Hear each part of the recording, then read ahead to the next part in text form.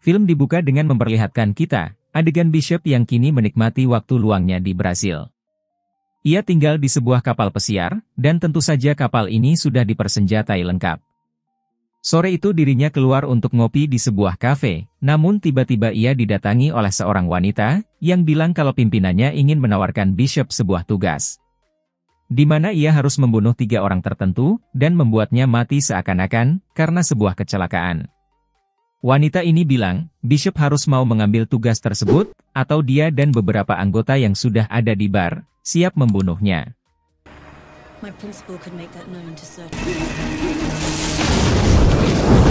Kemudian ia berhasil loncat kabur, menaiki sebuah gondola.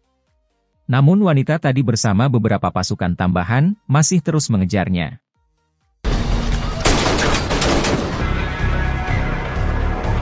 Malamnya, para gangster berusaha menggeledah kapal Bishop, dan ia pun memutuskan untuk memusnahkannya. Dari kejauhan Bishop meledakkan kapal tersebut. Lalu ia masuk ke sebuah kontainer, yang merupakan tempat Bishop menyembunyikan beberapa barang berharga lainnya. Menggunakan komputer khusus, ia meminta intelnya untuk mencari tahu siapa dalang dari penyerangan tadi. Namun, untuk menghindari konflik lebih jauh, Bishop memilih untuk kembali memulai lembaran baru, dengan kabur ke negara lain. Singkat cerita, Bishop berhasil tiba di Thailand. Ia ke sebuah pulau wisata yang cukup terpencil, untuk menemui dakotan lamanya yang bernama Mei. Ia merupakan pemilik villa di pulau tersebut, dan di pulau itu juga terdapat sebuah rumah khusus untuk Bishop, yang sudah lama ia tinggalkan. Walaupun sudah lama ditinggalkan, ternyata di balik lantai rumah itu, Bishop nyimpan barang-barang penting. Informasi mengenai wanita tadi, dan dalang di balik serangan Dakotarin akhirnya terungkap. Mafia yang mengincarnya sejak Dakotarin ternyata seorang pengusaha senjata ilegal, bernama Crane. Keesokan harinya, seorang wanita Amerika tiba-tiba muncul. Wanita ini mendatangi Mei untuk meminta bantuan kotak obat, karena ia mengalami beberapa luka di tubuhnya.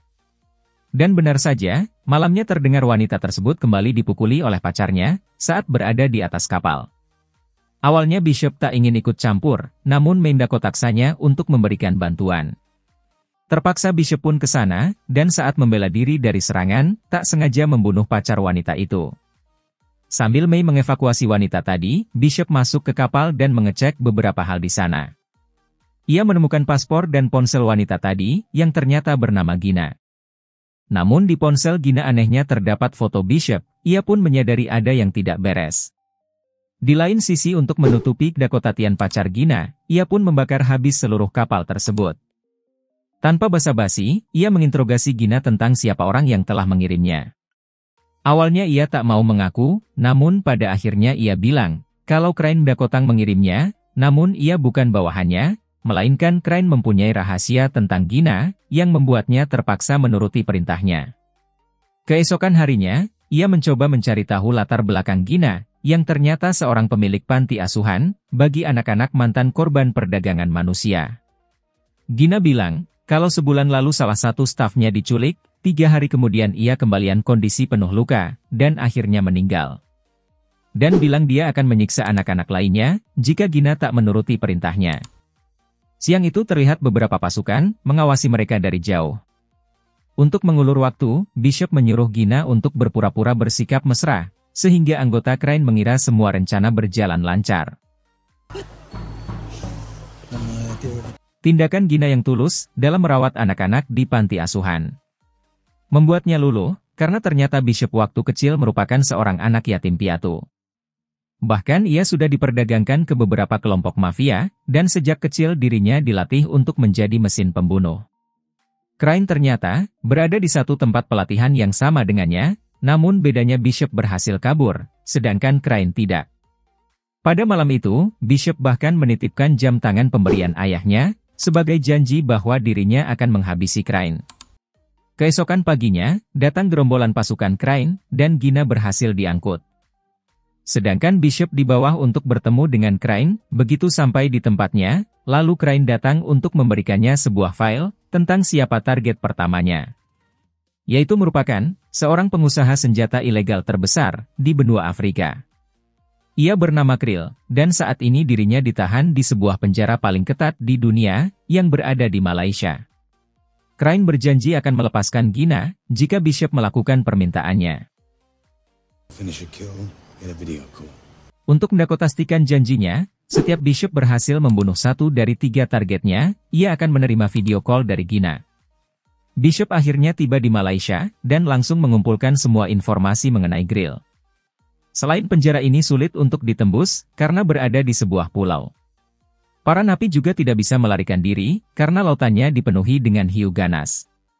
Walaupun di penjara memiliki banyak pasukan yang menjaganya sepanjang waktu, akhirnya Bishop sudah menentukan rencananya. Ia mulai berkeliling, untuk membeli beberapa peralatan, mulai dari tinta tato, krim penyelam, dan sebagainya. Lalu 3 barang utama pembeliannya, disusupkan ke sebatang rokok, permen karet, dan sebuah kaleng pomade. Ternyata untuk masuk ke penjara, Bishop memilih dengan cara penyamaran sebagai salah satu buron internasional. Keesokan harinya, Bishop menjalankan aksinya. Dimulai dengan memprovokasi para polisi yang berjaga di jalan.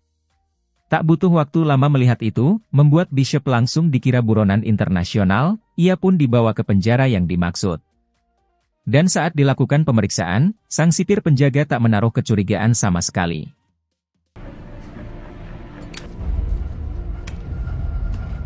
Akhirnya Bishop bisa bertemu Krill secara langsung, namun tentu saja ia selalu dijaga ketat oleh beberapa pasukannya.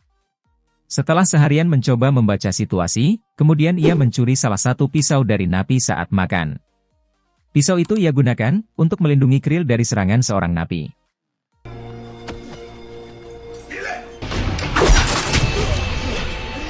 Melihat potensi Bishop, ia dijadikan salah satu tangan kanannya. Ia pun langsung diundang untuk berbincang 4 mata dengan Krill. Bishop tanpa membuang waktu, ia membuat Krill pingsan. Lalu, untuk membuatnya terlihat seperti mati akibat kecelakaan, Bishop berhasil meracik sebuah racun dari bahan-bahan di sana. Tak butuh waktu lama, hingga dakotatian Krill membuat heboh satu penjara. Alarm pun berbunyi, dan para tahanan dikumpulkan.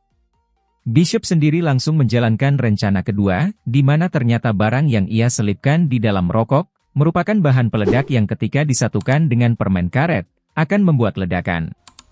Dan dengan begitu, ia pun berhasil kabur, dari salah satu penjara terketat di dunia. Tak lama kemudian, Bishop pun dijemput oleh kapal nelayan, yang sudah diatur oleh Crane. Dan sesuai janji, Gina dibiarkan tetap hidup, yang bisa Bishop pantau melalui video call. Singkat cerita, Bishop menuju titik selanjutnya, yaitu Australia. Karena target keduanya, pria ini bernama Adrian, dan dia adalah seorang pengusaha ternama, di bidang mineral dan batu bara. Adrian ini setiap waktu dijaga ketat oleh bodyguard-nya, dan tinggal di sebuah pinehouse yang berada di sebuah atap gedung ternama, di kota Sydney. Setelah menganalisa targetnya beberapa hari, ia mencari tahu kebiasaannya di jam-jam tertentu. Bishop kemudian mencoba masuk ke gedung, untuk berpura-pura ingin membeli salah satu unit di sana. Dengan trik ini, ia berhasil membuat blueprint dari gedung, serta menduplikat kunci milik sang agen properti. Bishop juga berhasil membuat sebuah cairan khusus, yang mampu membuat kaca tebal pun bisa langsung pecah, dalam hitungan detik. Akhirnya hari eksekusi pun tiba, di waktu yang telah ditentukan, Bishop berpura-pura sebagai teknisi berhasil masuk ke unit apartemen, yang ia berhasil gandakan kuncinya. Menggunakan beberapa peralatan, ia berhasil membuka jendela tebal di dinding, yang cukup untuk dirinya menyelinap keluar, hingga ia pun berhasil mendakotanjat di bawah kolam renang milik Adrian. Sesuai perhitungan, Adrian yang habis jogging langsung berenang. Dan begitu dia masuk ke kolam, di saat itu juga Bishop sudah siap dengan segala rencananya. Bishop tak butuh waktu lama, untuk mengeksekusi targetnya.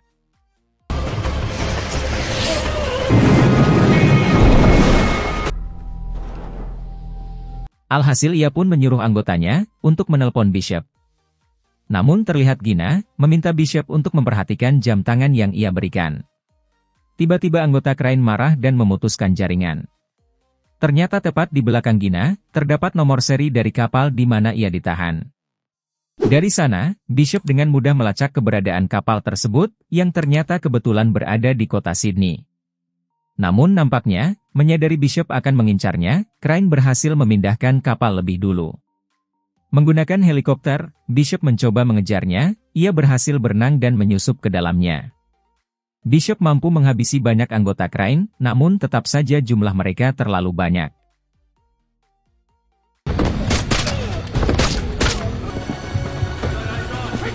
Alhasil dirinya berhasil ditangkap Crane, ia masih memberikan Bishop kesempatan untuk menyelesaikan misinya, atau Gina akan dibunuh. Singkat cerita, Bishop tiba di sebuah kota bernama Varna, di Bulgaria. Dan target selanjutnya bernama Max Adam, ia juga merupakan salah satu pedakota suk senjata ilegal terbesar di dunia. Ia memiliki kekayaan yang berlimpah, bahkan ia bermarkas di sebuah bunker khusus di pinggir kota, dengan penjagaan yang tak main-main.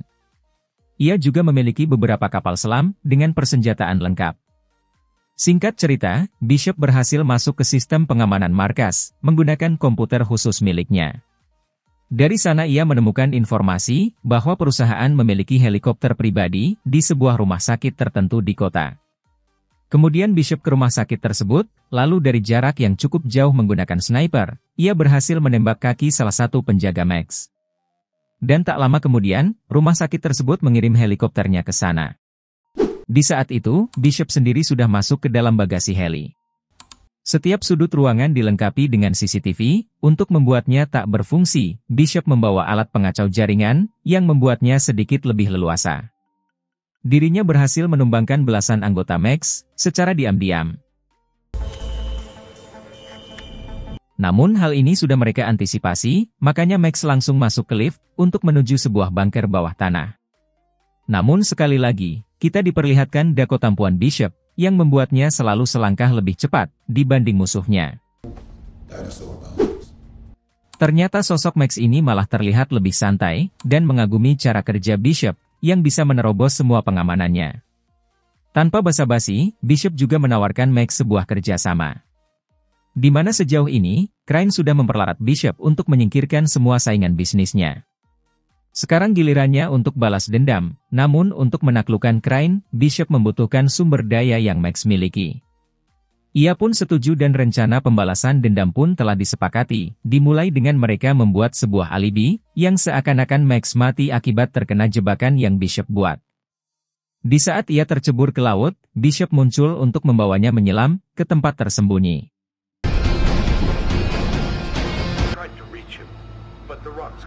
Dengan begitu, Crane akan mengira bahwa target ketiganya telah berhasil dieksekusi.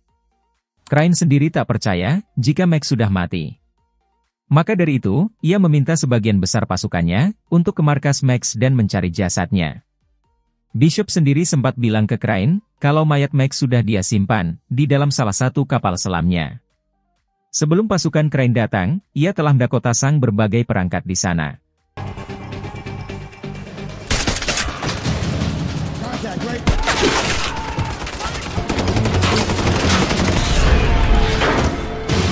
Setelah berhasil mengalahkan mereka semua, Bishop langsung meluncur ke tempat Gina disandra. Lalu, Crane tentunya juga sudah memerintahkan seluruh pasukannya untuk berjaga-jaga. Namun itu semua percuma, karena Bishop memiliki ketampuan membunuh puluhan orang tanpa terluka sedikit pun. Dirinya sendiri sempat tertembak saat berusaha memberikan perlawanan.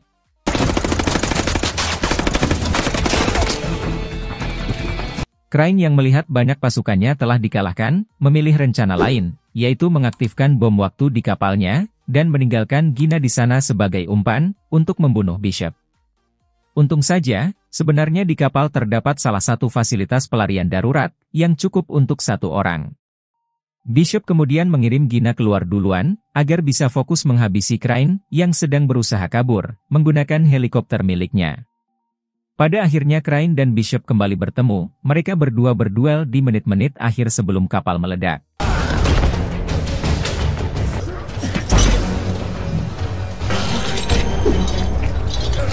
Kalau Bishop lompat ke laut, ia akan terkena efek ledakan dari kapal, yang bisa saja membuatnya tewas. Maka dari itu, Bishop memilih untuk tetap masuk ke kapal, namun tak ada yang tahu bagaimana cara ia kabur. Pada akhirnya, Gina pun selamat namun keberadaan Bishop tak ditemukan. Kapal Crane hancur lebur, dan yang tersisa hanya bagian tempat penyimpanan jangkar kapal. Adam sendiri tak menyangka Bishop akan mati, namun ia masih menaruh kecurigaan. Alhasil setelah di-browsing, ia menyadari bahwa tempat penyimpanan jangkar kapal itu sangat kokoh, dan bisa menampung 1 orang dewasa. Maka dari itu, ia kemudian mengecek CCTV pelabuhan. Dan benar saja, ternyata saat malam hari, diam-diam Bishop keluar dari sana, dalam keadaan tanpa terluka sedikit pun. Setelah beberapa bulan menghilang, Bishop ke Kambodia. Ke sekolah yang Gina didirikan, untuk anak-anak yatim. Ia sendiri tak menyangka, kalau orang yang sudah disangka sudah mati, ternyata masih hidup. Dan dengan begitu film pun selesai.